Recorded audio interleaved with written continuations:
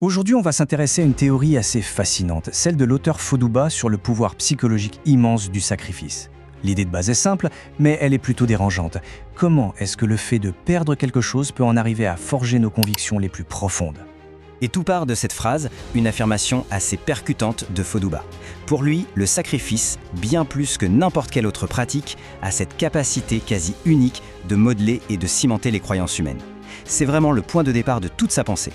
Bon alors, entrons dans le vif du sujet. Comment ce rituel, présenté comme le plus puissant de tous, fonctionne-t-il au juste ? L'explication, vous allez voir, est assez contre-intuitive. Et voilà le cœur du paradoxe. D'après Fodouba, si l'on veut implanter une croyance durable et tenace, il ne faut pas promettre des récompenses, des guérisons ou un paradis. Non, au contraire. L'outil le plus efficace, ce serait la perte, la privation. On ne donne rien, on prend quelque chose. Et la logique est poussée encore plus loin. Il y aura une relation directe entre la douleur et la croyance. Autrement dit, plus le sacrifice coûte cher, plus il est douloureux pour la personne, et plus la croyance qui en découle sera forte, voire inébranlable. La souffrance, en quelque sorte, devient le carburant de la certitude. D'accord, mais quel est le mécanisme psychologique qui se cache derrière tout ça ? Comment la perte peut-elle se transformer en une conviction si solide ? C'est là qu'intervient ce que l'auteur appelle le piège. Voilà la définition de ce fameux piège. C'est en fait un mécanisme de défense. Pour ne pas avoir à affronter l'idée terrible que son sacrifice n'a servi à rien, l'esprit se sent obligé non seulement de croire, mais de croire encore plus fort. C'est une sorte de fuite en avant. Pour que l'on comprenne bien cette idée un peu abstraite, Fodouba utilise une image très parlante. Celle d'un paysan très pauvre, qui décide de donner ce qu'il a de plus précieux, sa seule et unique vache laitière, en sacrifice à une divinité. Le paysan se retrouve alors face à un dilemme terrible, un conflit interne entre deux pensées qui ne peuvent pas coexister. D'un côté, il y a l'option « Mon Dieu existe, mon sacrifice a un sens, et donc je ne suis pas un idiot ». De l'autre côté, il y a l'option « Mon Dieu n'existe pas, mon sacrifice était complètement stupide, et donc je suis un idiot ». Et c'est là que tout se joue. Pour échapper à cette conclusion insupportable d'avoir été un idiot, la seule sortie de secours psychologique est de s'accrocher de toutes ses forces à la première option.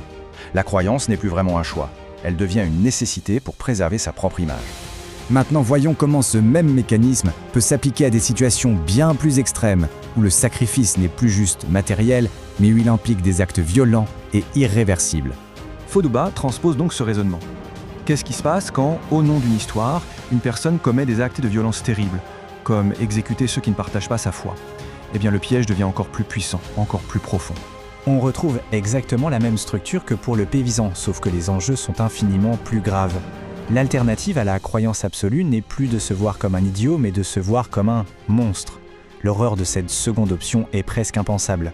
Face à ce conflit intérieur insupportable, l'individu n'a alors pas d'autre choix que de redoubler d'efforts pour justifier son acte. Il va construire des argumentaires très complexes, écrire des bibliothèques entières pour prouver que son histoire est la seule vérité.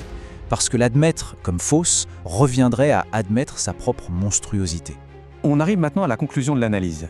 Là où Fodouba oppose une croyance qui a été forgée par le sacrifice à un simple fait scientifique, quelque chose de vérifiable. L'auteur nous ramène à notre époque pour souligner un paradoxe assez étonnant.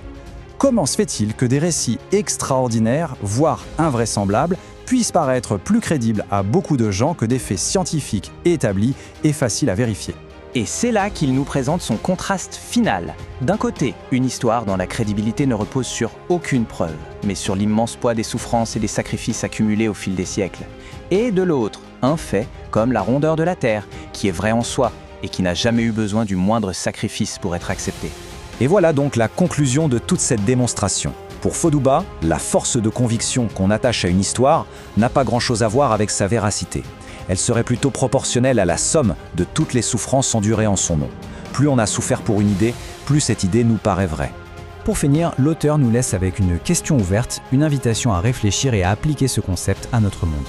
Et c'est sur cette interrogation qu'on termine. Si l'on suit la logique du piège du sacrifice, cette question nous pousse forcément à réévaluer les fondements de nos propres convictions et de celles qui animent nos sociétés. C'est une pensée assez provocatrice qui mérite sans doute qu'on s'y attarde un peu.